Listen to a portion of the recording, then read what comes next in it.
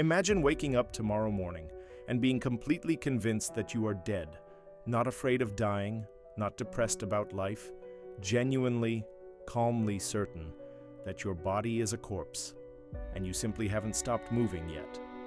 You can see your reflection, you can feel your own heartbeat, and still, none of it convinces you that you are alive. For a small number of people around the world, this isn't a thought experiment, it's their daily reality. This is the story of Cotard's delusion. Cotard's delusion, sometimes called walking corpse syndrome, is one of the strangest conditions ever documented in psychiatric medicine.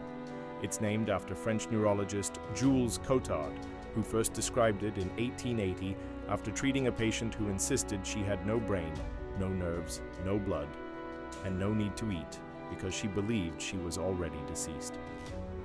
The condition is extremely rare.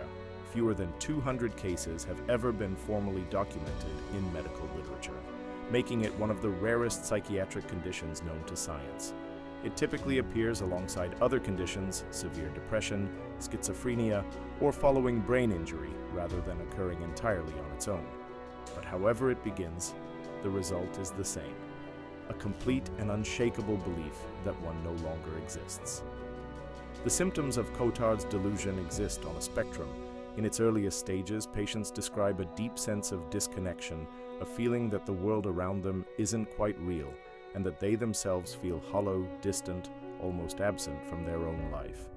As the condition progresses, that disconnection hardens into something far more extreme. Patients begin to insist that specific organs have stopped working, that their blood has dried up, that they are, quite literally, rotting.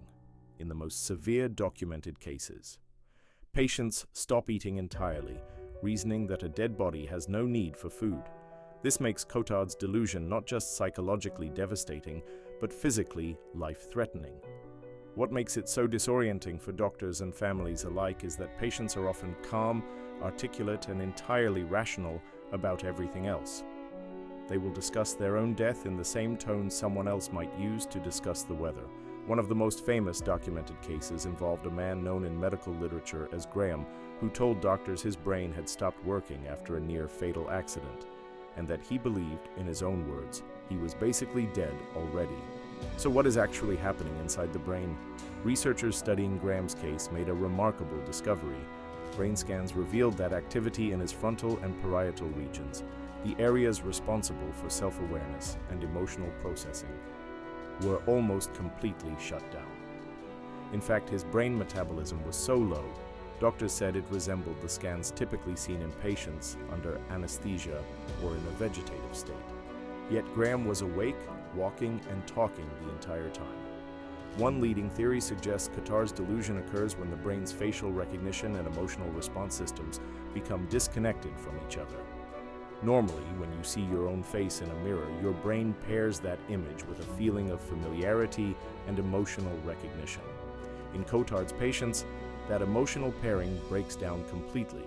They see their face but feel nothing, no recognition, no sense of self, and so the brain, searching for any explanation that fits the absence of feeling, concludes that they must be dead. It's a delusion born not from imagination, but from a genuine and measurable breakdown in how the brain processes its own existence. Because Cotard's delusion is so rare, there is no single standardized treatment, but doctors have found several approaches that genuinely help.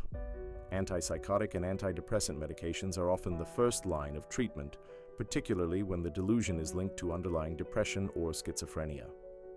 For many patients, these medications can ease the intensity of the delusional belief significantly.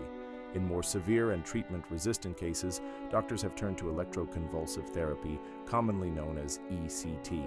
Despite its intimidating reputation, ECT has shown remarkably high success rates breaking the cycle of Cotard's delusion, in some documented cases resolving symptoms entirely within weeks.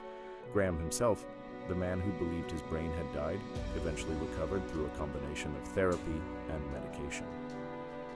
Today, he lives a full life and has even spoken publicly about his experience to help researchers understand the condition better. His recovery stands as proof that even when the mind convinces itself of the impossible, the brain can heal and a sense of self can be restored. Cotard's delusion forces us to confront an unsettling question. What does it actually mean to feel alive? For most of us, that feeling is so automatic we never think about it at all.